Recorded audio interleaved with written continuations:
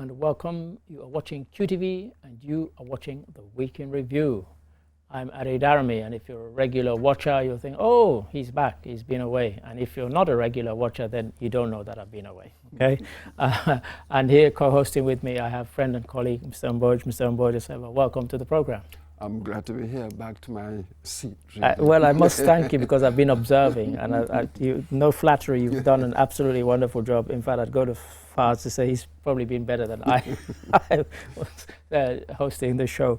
But in case you're watching for the first time, and even if you're not watching for the first time, it's called The Week in Review for a very good reason. The reason being we take some big stories, 10 of them, or just stories that we like from the week just gone by, and we go through them in some detail. So you're probably thinking, well, what's on their menu then? Well, sand mining particularly, and other types of mining along the coast and inland in the Gambia are making a lot of sort of environmental damage. We'll have a look at that and see who's responsible and who's to be held accountable. Also, the regional body, ECOWAS, Economic Community of West African States, this year they're celebrating their 50th anniversary. And their parliament has just opened in Abuja, and it's fair to say they have quite a lot on their plate. So we'll delve into that as well. We'll also look at the tourism season. We look back on the one just gone, and we look ahead to the one that's upcoming. What are the prospects, and what have we learned from all these years of getting tourists to come to our country? Also, we go abroad for one particular story. Lots and lots of things have happened in Africa, but it's fair to say that one of the things that gained a lot of media coverage actually didn't happen in Africa. It happened at the White House. President Trump's attempt to ambush Ramaphosa of South Africa. We'll delve into that one. Also, we have people teaching our kids about how to negotiate traffic, particularly on the roads and opposite schools. Lots and lots of accidents, including some fatalities. So we'll look at that one. Also, a very unusual one in the sense that Russia has been ostracized by many countries, but not by us, and not by many African countries. And so some Russian swimmers have been over here to teach our children how to swim properly and better. So these are some of the stories on tonight's program. So let's get things up and running, shall we? Well, I mentioned the threat posed to the environment by mining along the coasts and inland. And some have described it as an existential threat. Here's some of what we're talking about. Across communities like Tujereng, Sanyang, Katong, Badokunku, and Brufut, families are watching the ocean eat away at their lands, not because of natural tide, but because sand, our coastal buffer, is being stripped and sold, often illegally, to benefit a few at the cost of many. When will the Gambia start to work together? When the ships don't sail and the planes don't fly and the cars don't move, then we realize that we have nothing but each other. When are we going to build that unbroken chain of human cooperation? When are we going to act out of conscience? When are we going to act out of love for country? I think he went on to say. Mr. Mboj, Gambia Environmental Alliance, GEA, they called the press conference and they were reacting to a story by the Republic, which was really quite scary in what it revealed. And of course, we then tried to speak to as many people as possible. But we said in that report, and I remember watching it, and I thought, okay, it's talking about being shipped to China, but also there's a lot of building going on in the Gambia, where we're also digging sand, and we're actually not paying attention to the damage that we're causing. So it's not just the stuff that's going abroad. It seems like it. The Republic, it seems to be on fire these days, isn't it? From the Ghana Commission, the commission list. The list. And now to this. Unbelievable. But again, over the years, there have been certain tremors, rumors, talk around the mining areas, isn't it? Well, this is it. Yes. Yeah. So now, perhaps with this study, with Mustafa's report, it has put it into focus once again. So these things are going on. This is interesting. And even though the Ghana Commission had sort of recommended that a moratorium be put on all mining as well. That's right. But it's not happening. And that's what also the Alliance is calling for, a moratorium. That's it, and the audits and all the rest of it. Right. But again, it was interesting what the NEA person said. you know, invoking the historical legacy legacy of mining going back to colonial on. times. But Yes. that sort of evades accountability, doesn't it? What about what's Got going to- on today, the preventable destruction that's going on today? This is it. Still, these people were given licenses. Yes, quite.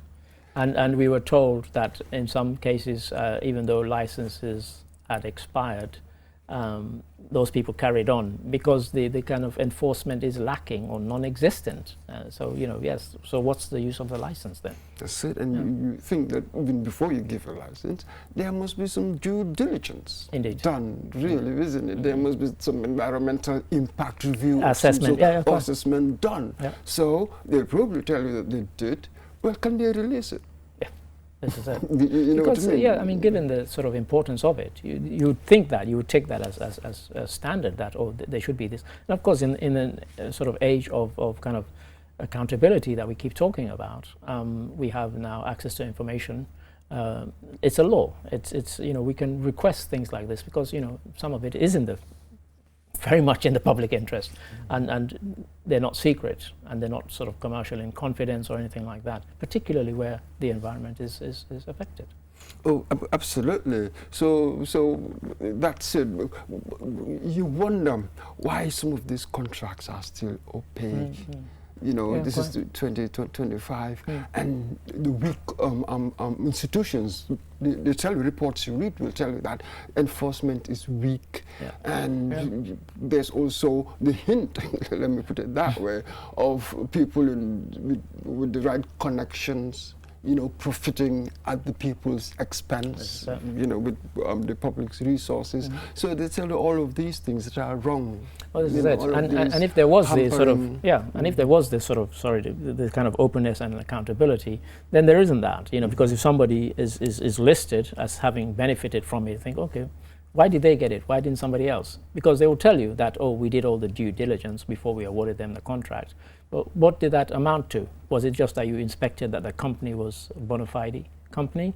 But what about the community that might be affected depending on how much mining was done in or around that community? Was that also done? We also need to know that. What is that? Because what is at stake here? We all know that. Earlier, your introduction, you used the word existential, and that's really what it is. Yeah. The natural buffers, coastal buffers, are being really eroded. Yeah. So that's it. So all these areas will be threatened by submersion, isn't it? Yeah, that's talk right. about Banjul, we've talked about Banjul for a long time now, but the whole coast, Combo South, they're all sort of threatened, aren't they? Yeah. So we wait and see. Need to. We wait and see. And you know, I mean, I would take this opportunity to urge, you know, our journalists and other journalists, and even the public, to make these access to information requests, because the committee is now up and running, the commission is up and running, and they are willing and ready to accept requests. But we live in a country where we're not used to making these sorts of things. But if I live in a community where my community is threatened, I will make that request because, you know, in 10 years' time, my community might not be there. And, you know, and there's nothing to say, oh, and, you know, anybody. And by the way, you don't have to say why you are making the request. You don't have to say, I'm a journalist, I'm a member. You just make the request because that's what the law asks you.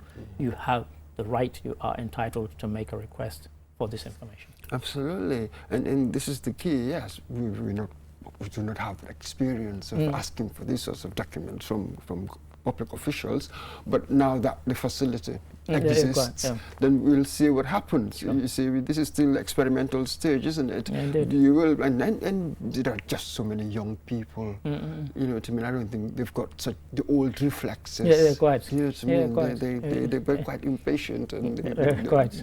Just look at what they did with the first Dabo report. Look at what happened there. It was all about the young people doing it. So maybe there'll be a new culture, you know, with this youth, where they'll be asking for certain documents. You know, it's their right. It's asking for the right information. Then you can ask the right questions, and they like to hold your officials to account. Yeah, thank you for that, Mr. Mbosh. Thank you. On to our second story, mentioned at the top of the program, ECOWAS, Economic Community of West African States, commemorating 50th anniversary of its founding. You know, there were 15 founding fathers although since then Mauritania long ago dropped out, and of course the alliance of Sahel states have also kind of dropped out.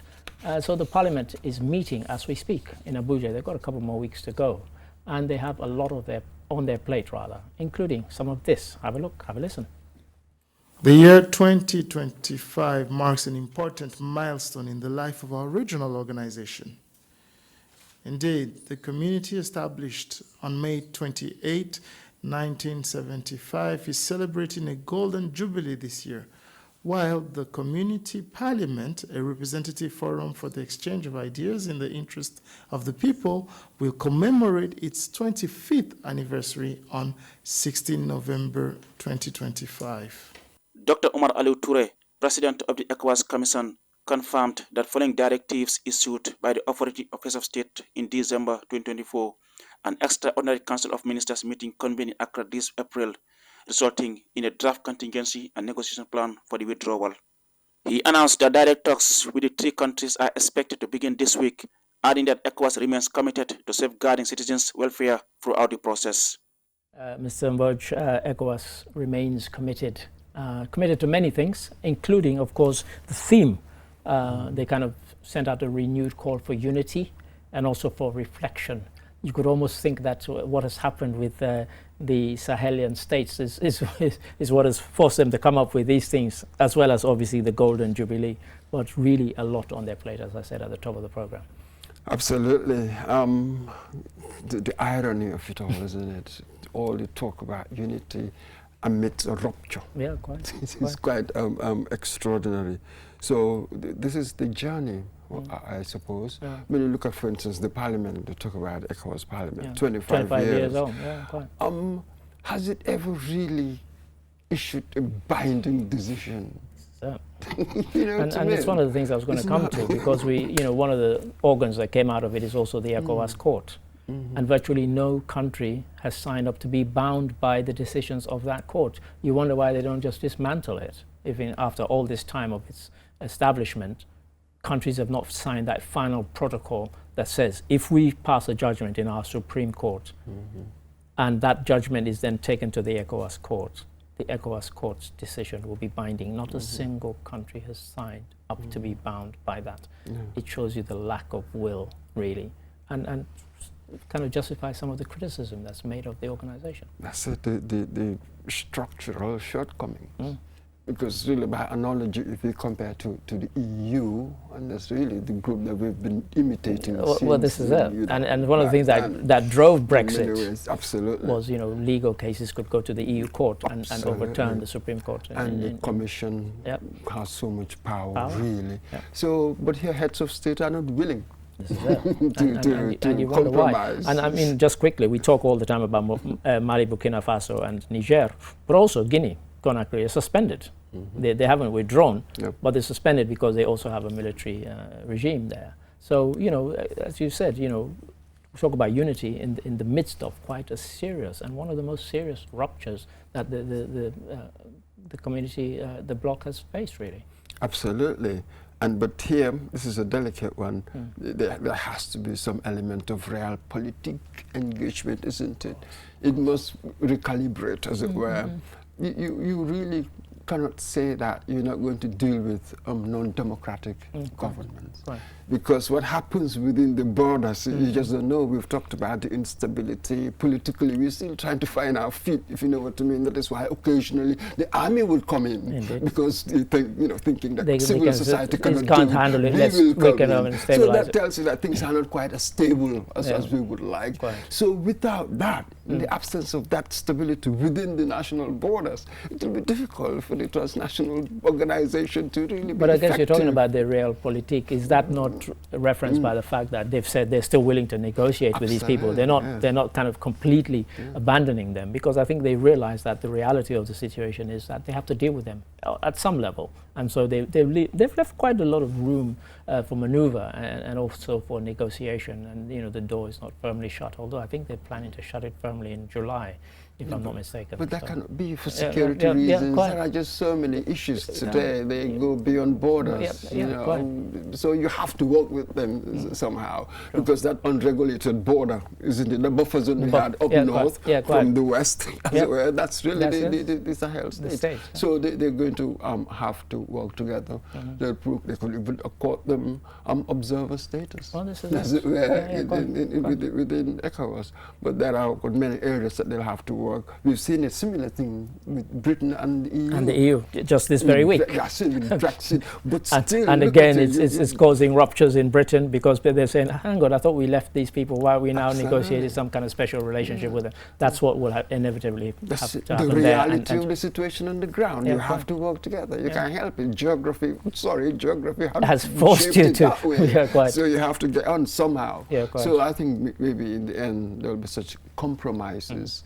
Otherwise, if they want to draw a sharp and dividing line, you may have more people joining the other side. Exactly. So exactly. this is a delicate It's a period, delicate how one. they do it. How do you balance principle and pragmatism? Good one to end on. Thank you for that, Mr. Ambush. And now on to something very, very different, but very much relevant to the Gambia. What's that? Tourism. Tourism is such a major player here in the Gambia in terms of our economy that you know, we really have to take things very, very seriously.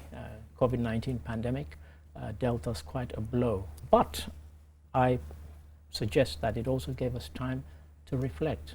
Have we taken that reflection on board? Have a look, have a listen, and we can decide when we come back. The workshop brought together a diverse group of stakeholders, including tourism experts, industry players, and government officials. Their task was to review findings from comprehensive situational analysis, refine marketing and branding strategies, identify key investment opportunities, and enhance digital marketing channels for Destination Gambia. Momodou Cissé, Director General of the TDRGP, stressed the importance of collaborative input in shaping this strategy. As we come to the last leg of the first chapter of finalizing the marketing strategy, I would urge you to continue to be open-minded and accommodating of different views, so that we can agree on all the key activities and we will start the implementation to realize the potential of this game-changing strategy. Stakeholders actively participated in defining the brand identity, finalizing logos, and setting marketing visions and objectives to position the Gambia as a premier tourism and investment destination. And I think I deliberately left in that last line, tourism and investment destination. And the reason I left it in is because last year, I think it was last year, might have been the year before, Malika and I went to Dubai. And by the way, I wasn't that impressed with Dubai. Just let me say that on record. And on the flight there, I listened to a podcast where they interviewed people about Dubai and why was it such a world-leading destination for people. And one of the chaps they spoke there said something. He said, when we have negotiations about what to do, about how to sell Dubai to the world, he said, everybody who has a stake is consulted. He said, from the biggest hotels to the smallest restaurants, he said, you will find them at the negotiating table because everybody has an idea about what to do to improve it. He said, we don't take for granted the status that we've achieved as the world's leading go-to place.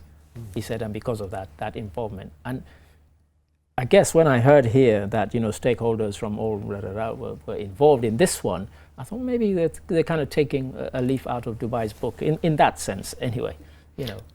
Absolutely.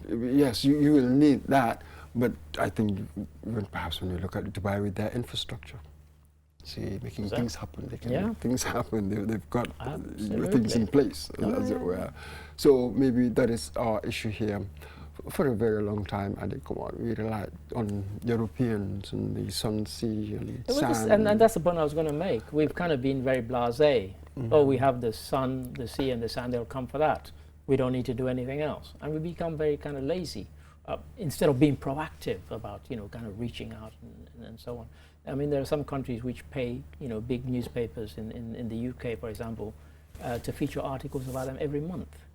I don't know how much it costs, but I tell you how much it benefits them in tourism. I mean, one of those countries saw first time they did it, a 70% in British tourists going to that particular country. As I said, I won't name the country for obvious reasons, but yeah, and that's being proactive. They're not just saying, oh, we have this and that. And of course, what they offer is quite broad, as well as they have all the sun, sea and sand that we have, but they also have music festivals, they have arts festival, they have a film festival, they have a festival of theatre.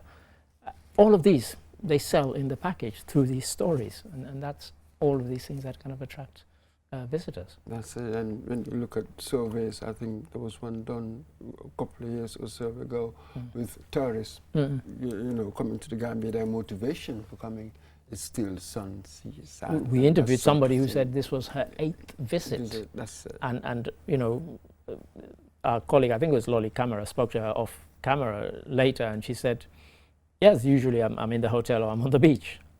It's not like, oh, I'm going to go up country and see this tourist destination or this monument or this heritage site or anything like that. It's still, as you said, a lot of European tourists, particularly from Scandinavian countries, coming to see, the sea, the Atlantic Ocean, and the beaches, and that's it. And that's their thing. And yes, and we seem to be so hung up on the numbers. Yeah. But what about the quality? What are we getting here? Their per capita spending, the length of stay. There are all sorts of things. Yeah. It could very well be that you've got these high numbers, if you like, but low yield. Well, I'll tell you my experience at the airport when I was going, and this guy helped me, and I tipped him. He said, "Gosh," he said, "you've tipped me more than any of these European tourists have ever." He said, "And I've been doing this for 10 years." And I'm not bragging about it, but he said it as kind of offhand, but it registered with me that perhaps we, like you said, it's yes, we've been getting the quantity, but quality as well. Absolutely. And so this is it. How do you migrate, if you like, from that kind of package to what we want to do now, heritage? Yeah, they call it tourism, eco-tourism, all the other. So how do you do that? Yes, maybe studies like this, apparently, workshops like that would sort of provide a kind of map. Well, that was my hope when I viewed the story, and I spoke to Lolly, and she said there were people who were coming up with suggestions from virtually every sector that you can think of, and so beyond the kind of sun, sea and sand, there are people who have eco lodges, and they say, why don't we focus more on promoting those? Because for some people in the West, that is what they're into, but we haven't done it often enough. It's all right to say we've built them.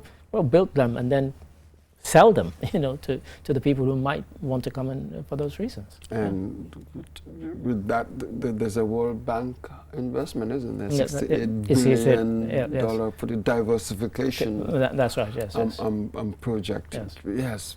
Isn't it? 68 million, I think, for the Gambia. The Gambia's bid is 68 million. 68 million. Yes. Exactly. 4 billion. Hey, we'll all be jumping. $68 million. Yes. Quite. So that is it. So we'll see how we're going to spend that and make it work. Make it work, because so far we've been talking about diversification for a while, but what's the evidence?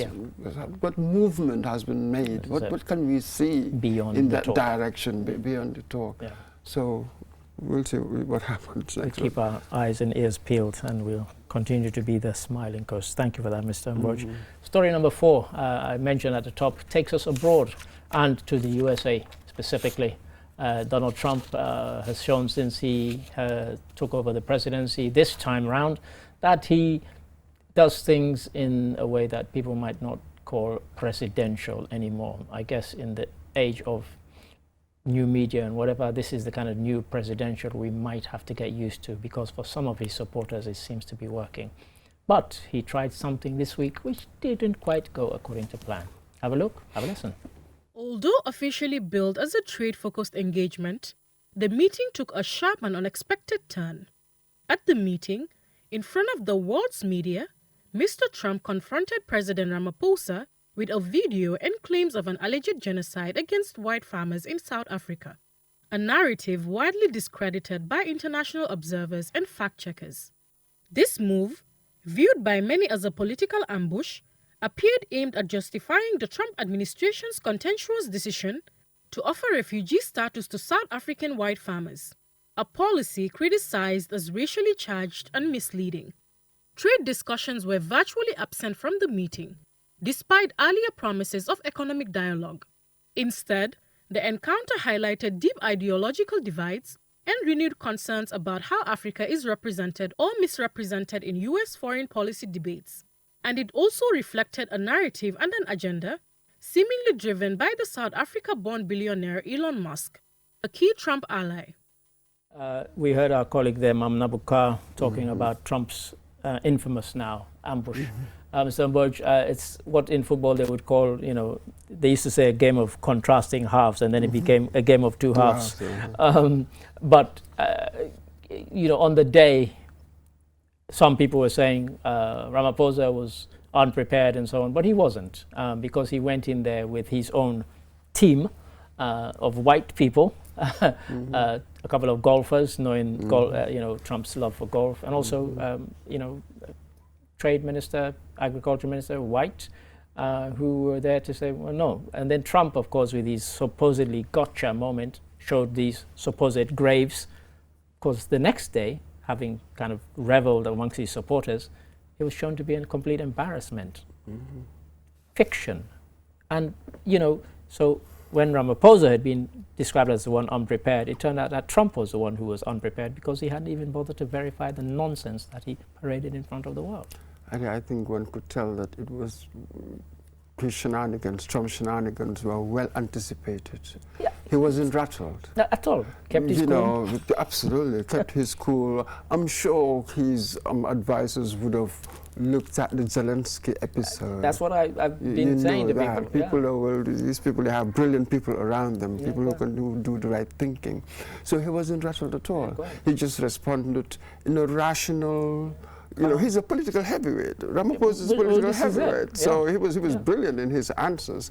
But of course, that wouldn't make the slightest difference in America right now, it seems. This is really the utterly staggering thing about all of this. It's not about Trump, but how a good number of Americans, millions of Americans, just don't care what the truth is. Well, this is it. And so the kind of Trump-supporting websites which carried his supposed ambush didn't carry all the rebuttals showing that this was all fake stuff, fake news, as he might say. But it just shows you the kind of levels that the American presidency is descending to, that American president in front of the world's media, and they were all there. 19 minutes this thing lasted. And it was just a kind of rant of nonsense. And as our colleague there said, it was meant to be a trade discussion, and trade never came up once in the whole charade. This is business as unusual. This is the new world we're in now. So perhaps one of the benefits really is that others are sort of, other bodies are sort of, it is helping them to consolidate. Indeed. Really is giving others reason to come together. A kind of wake-up call for the rest. It's a wake-up call for the rest. So maybe that will be a good thing coming out of this, but this erratic behavior. Totally. No truth, zero truth, sort of magasphere. Which is ironic that his social media thing is called Truth Social.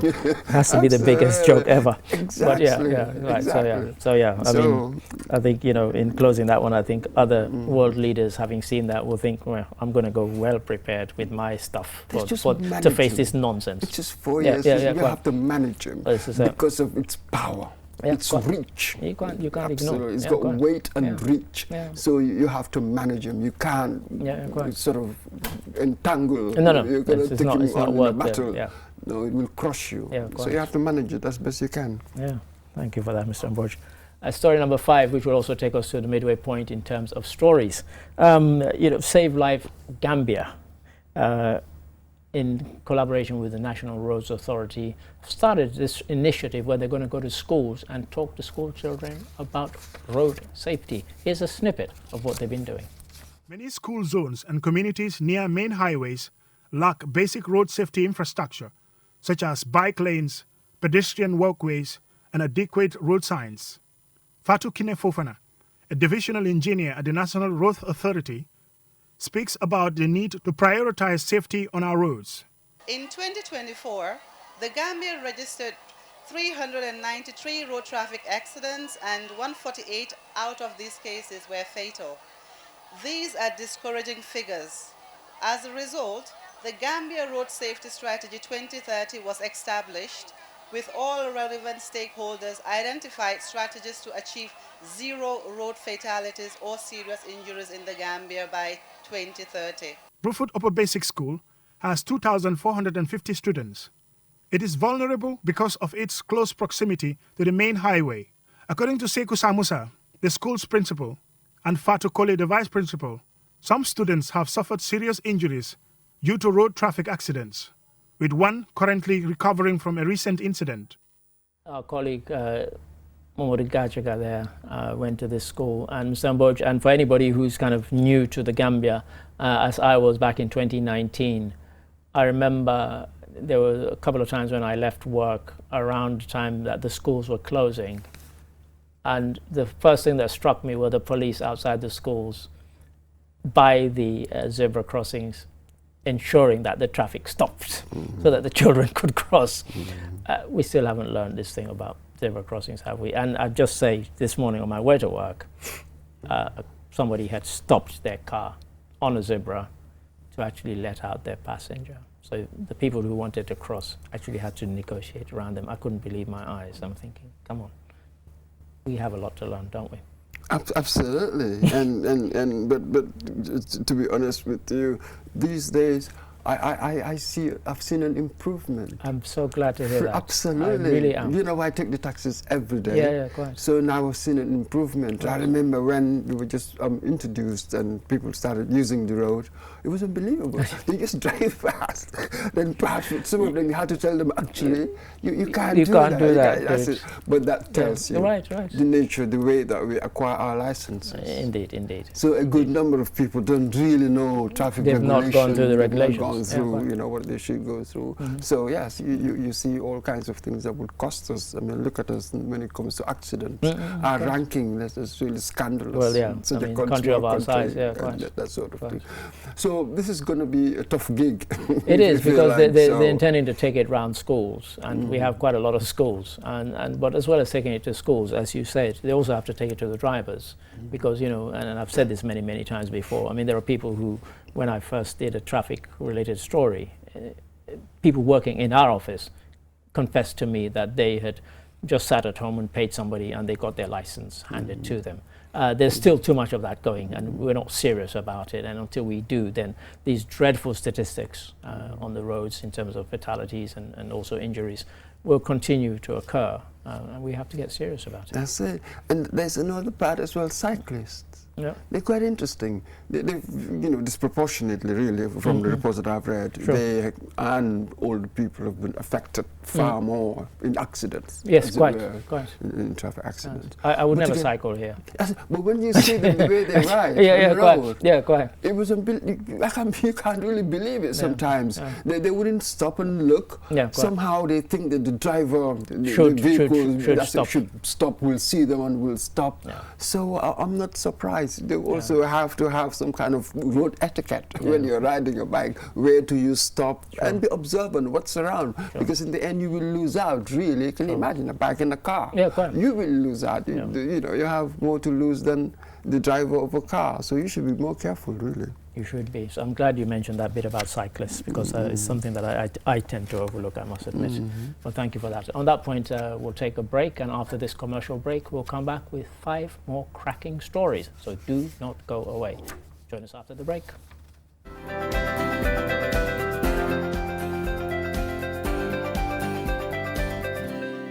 QMoney is back again with its easy-to-use, secure and convenient mobile app that allows you to carry out all your transactions.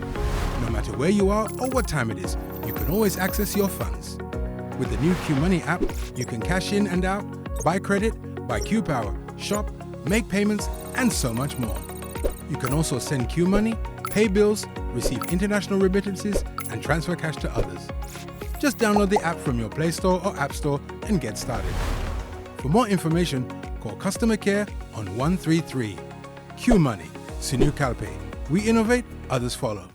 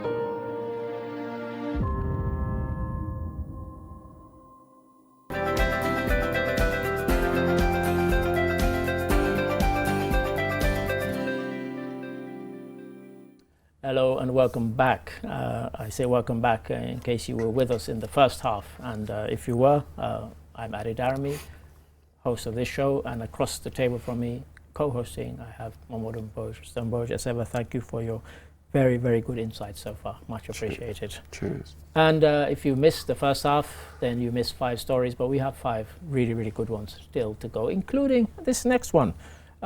In our team, in the news team, I'm the only one who's allowed to mention the word porous borders now. It's banned from everybody's reports.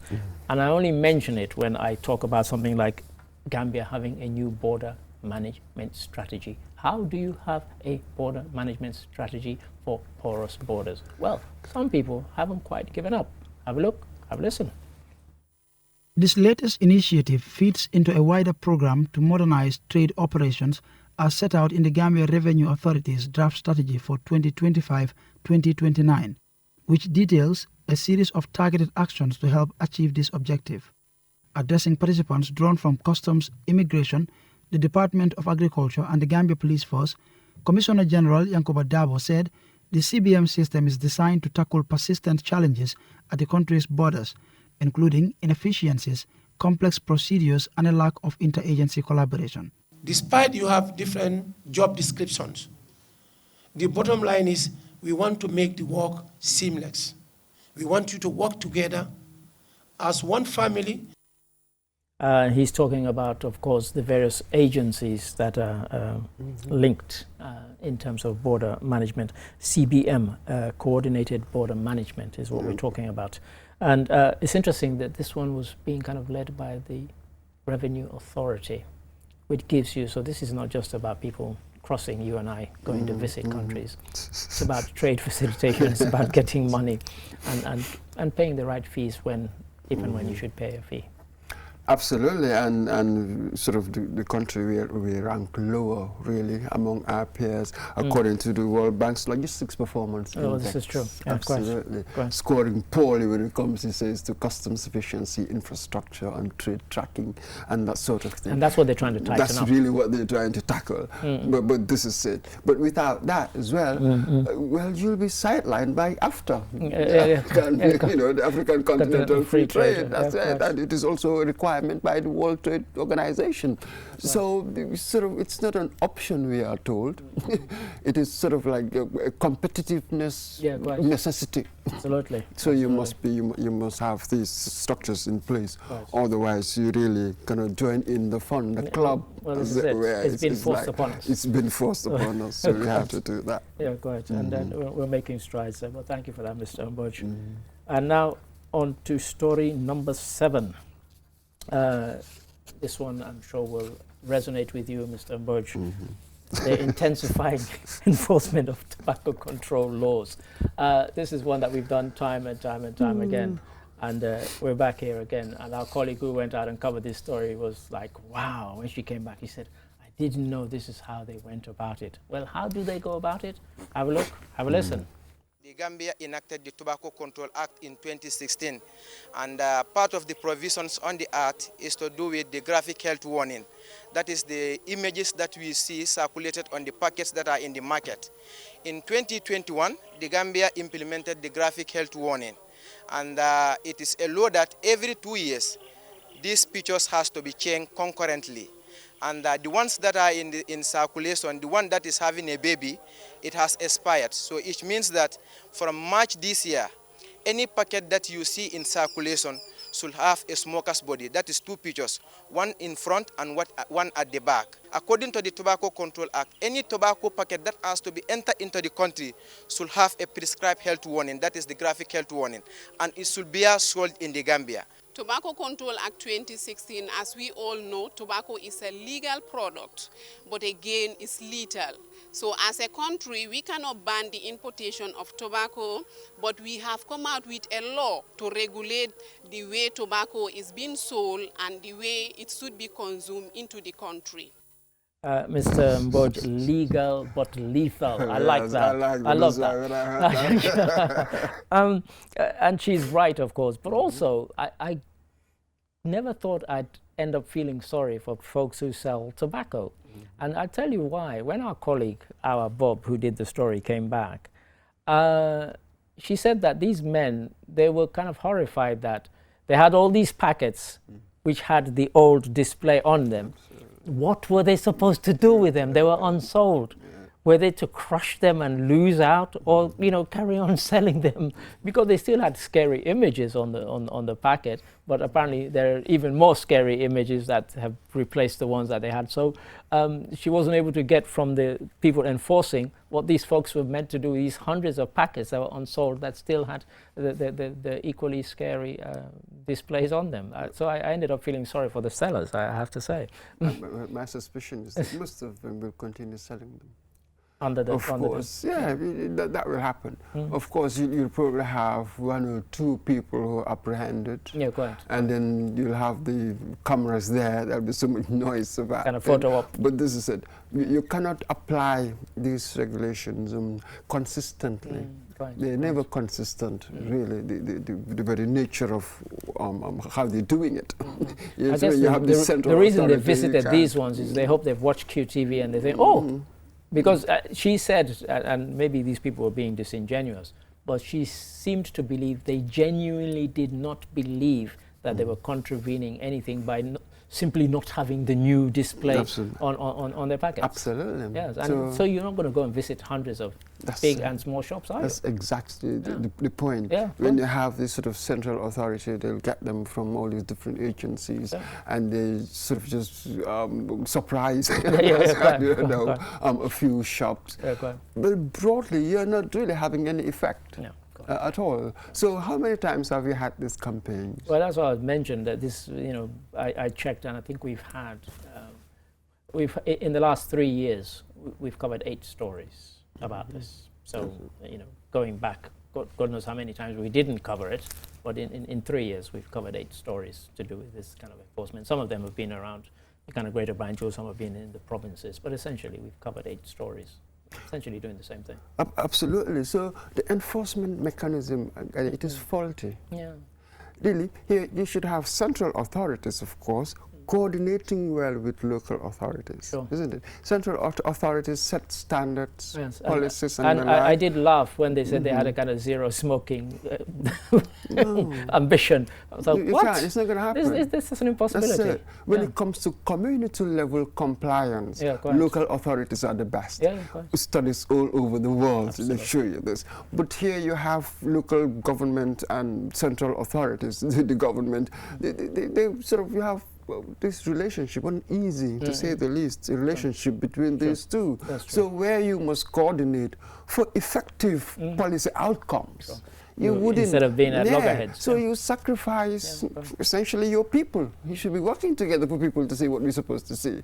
But when you are at loggerheads, a good number of the times, then you're not going to have the effect. It's a lose-lose situation, and you realize it's a lose. Both of you would lose. Yeah, correct. This time next year, we'll probably be doing another story on this, Mr. Mboj. Thank you for that. Story number 8. Our colleague, one of our former colleagues who's now gone to another broadcaster, once asked me, does the Gambia have a foreign policy, a kind of national foreign policy? And it's been said many, many times. And Foreign Minister Tangara took exception to this at a recent Mansa Kunda. Have a look, have a listen. At the latest Mansa Kunda Town Hall gathering, Foreign Affairs Minister Dr. Mamadou Tangara addressed a range of issues from migration challenges to diplomatic conduct. Responding to public concerns, Dr. Tangara firmly rejected suggestions that the Gambia lacks a clear foreign policy, describing diplomacy as a central pillar of the nation's engagement with the world. You don't have any country that will operate without a foreign policy. Foreign policies are based on principles, and I mentioned those principles: non-alignment, good neighborliness, the respect for our sovereignty and independence, and promoting our national interests. And your strategies, you will not put all in the public domain. So if you are in a country and you are not legal, they have all rights to deport you. And when we know that you are Gambian, we do not also have the right to render you stateless. And that's why I undertook a mission with parliamentarians from both sides, so that they know that the issue of migration is not a political issue. We went together to Germany to explain to them the situation of Gambians and to see how best they can regularize some of them. Mr. Mboj, I don't want to be picky, but one of the things that kind of leapt out at me, a lot of African countries talk about non-alignment. And yet those are the same countries that will do business with China but not with Taiwan, and they do business with Russia but not with Ukraine. And they'll still say we're non-aligned. Yes. I'm sorry, that falls at that hurdle completely. And what does it mean in our age? Because Bandung 1955, that was really where this idea was born. Non-alignment movement, wasn't it? Quite. Then you had the Cold War. This was during the Cold War. So now that Russia, you see, Soviet Union is gone. Union as it was, so has now disappeared. Russia has sort of retreated a bit. Now it's China. So how would non-alignment look now? So it's not been growing as a concept. It's not been growing. You just got stagnant there. Arrested development. I don't know what to call it. So I'm not into that at all. I think it's just pragmatism. You talk about principles, you can't. You don't do. Pragmatic about it. Yeah, absolutely. I mean, that's and there's a story coming up which kind of reflects that. The kind of pragmatism that we're practicing. Because I don't think we should kind of still stick to this pretense of non-alignment when we clearly are aligned in some instances, and the ones I've given, China, Taiwan, Russia, Ukraine. So no, I mean, you can't say we're non-aligned.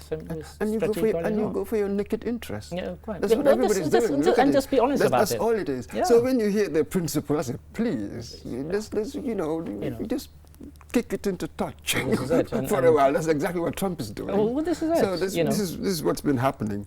So go for your naked advantage. Yeah. If you think that in a particular field you can get more from China, be with China. Yeah. If you think that in another area you can get it from the US or EU, go there. You know what I mean? The key is, once you get that, how do you spend it? Yeah, go ahead. You see, what do you do with that? That's really where we've been failing. I'm sure recently you read that that broadside from the president of Vietnam. Yeah, of course. Yeah. Exactly, yes. against Yeah, Ruto. And you can apply that to all African leaders. You see? So, you know, on the one hand, there'll be all this rhetoric about nationalisms and all the rest of it. But when you look at what they do, it is unbelievable. Different thing. Yeah, sure. But so foreign policy, yes, we have one apparently, but that's neighborliness. Neighborliness, I love that. Sovereignty. But, quite. But anyway, we should perhaps have Gambia first. Anyway, thank you for that, Mr. Mboj. Story number 9. Our story is the kind of penultimate story, and or as my colleague said, I should say the one before the last one. And Gambia's women are taking part as I speak in the Wafu A Women's Cup, and they started out with a cracking victory. I won't spoil it for you. Our colleague Gajaga will tell you more about it. The outstanding performance of the Gambian team earned defender and team captain Rugi Diouf the Most Valuable Player of the Match award. The Gambia will face neighbor Senegal in their second game on Saturday. Senegal defeated Guinea 2-1 in their opener on Thursday. They will face stiff competition against Senegal, who defeated them twice before. The Gambia women's team is yet to register a major success at either regional or continental level. This Wafu A Women's Cup competition will serve as a massive test of their strength. Massive test, and that's the reason I included it, of course. It's all right beating Sierra Leone, but the real test in our sub-region will be, can we defeat for the first time Senegal at this level? And really, but nonetheless, an encouraging victory, because encouraging, I say, because the Sierra Leone side actually had been showing some improvement over recent sort of months and year or two.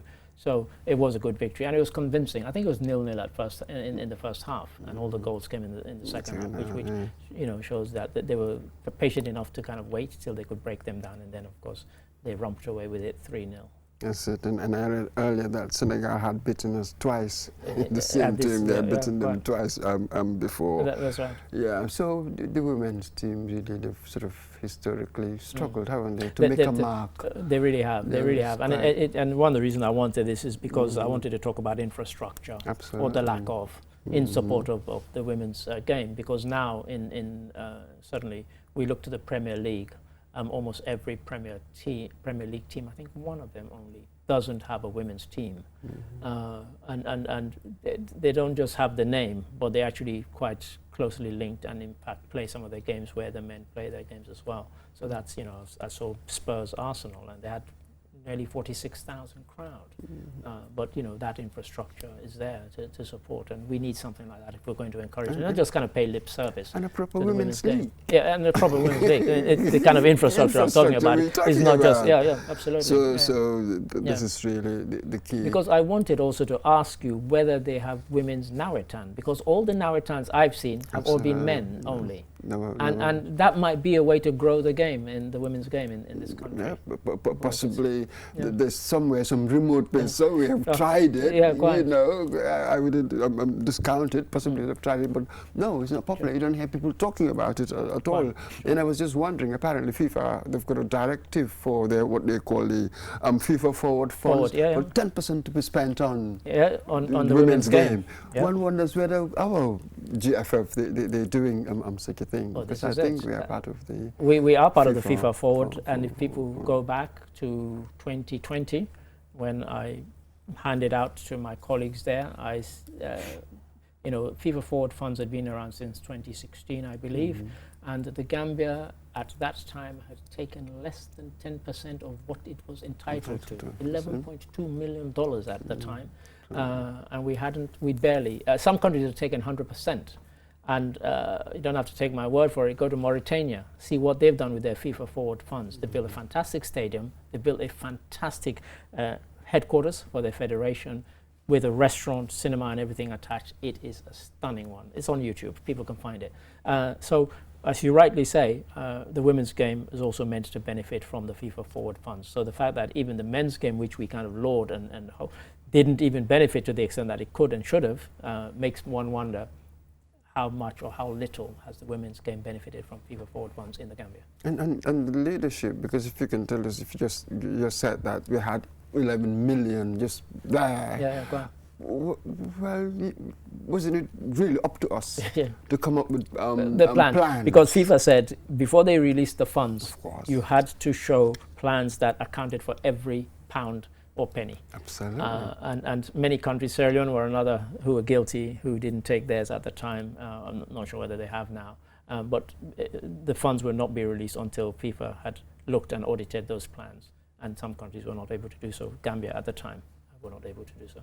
Given the challenges we face, one would have thought that, God, they'll be queuing up to get all of that. And it makes you wonder why is that. That's really a failure of leadership. True, indeed. But in the competition, we wish them well. Thank you for that, Mr. Mbod. And that takes us to our another and the final story. Story number 10 is also a sporting story. Recently, some athletes from Russia have been over to impart some swimming tips and techniques. Have a look, have a listen. The event, held at the Sibek International High School pool in Salaji, featured masterclass lessons led by two internationally renowned Russian athletes, Olympic silver medalist Alexandra Krasnik and multiple world and European champion in fin swimming, Andrea Buzov. Participants, including Aisha Muller and Alpha Sanyang, received intensive coaching on agility, leg kicking, and stroke techniques across breaststroke, backstroke, side stroke, and freestyle. I was really nervous at first, but it was pretty good. It was fun. They showed us some techniques on breaststroke. It was really interesting. It changed the way I do breaststroke and the backstroke. Yeah, it really helped. I've learned something. I've improved on my skills in swimming. For example, my kicking. It has really helped me in kicking in the pool and swimming faster, really, in general. And I'd like to particularly thank Sibek management and board for giving us this opportunity, and very fulfilling to note that a local school has invested in infrastructure that will allow us to do this kind of activity and to expose young people to the sporting discipline. And our thanks go to Alhaji Lamin Manga there. We just heard from him, who of course was kind of behind this initiative. Mr. Mboj, it's all well and good having this, but sustainability has to be the thing. You can come and teach people for a few days, but how sustainable is it? And and is there an infrastructure to kind of take it beyond? Sibek School, they have the pool, they have the facilities. Who else has that? And we don't do swimming. I was going to mention that. All these coastal African countries where people don't swim, it's quite absolutely. So swimming as a sport. I mean, God, when we were younger, I mean, you just go to the beach. Well, you have the boys, the bigger boys will take you in the water and just teach you how to swim. Everything was informal until we were teenagers. No, as teenagers, then you'll go to the pools. And I got the hotel, some of these hotels, you go and swim in the pools there. But there was nobody really teaching you. Yeah, quite. So it wasn't really like that. Things could change, and perceptions. People will begin to look at swimming differently. But to us, it just wasn't a sport in many ways. And if the Russians or the Ukrainians or anybody else is watching, because we're about to wrap up now, in the 60s, Germany sent out a whole bunch of coaches to African countries, and they stayed there for up to 2 years. They didn't just come for a day or two or a week. They did for 2 years, and some of them, including Burkhard Papa, who I'm told is still alive at the age of 98, came to Sierra Leone, and he completely transformed our national football team. And I wonder how many certified swimming coaches are in this country. A good question to end on. Quite interesting. Thank you for that, Mr. Mboj. And that brings us to the end of the program. It just leaves for me to thank Mr. Mboj. Mr. Mboj, thank you for your interjections throughout. And of course, to you, the viewer, thank you for watching. And until we come your way again next week, happy Africa Day, formerly Africa Liberation Day, and see you again next week. Bye.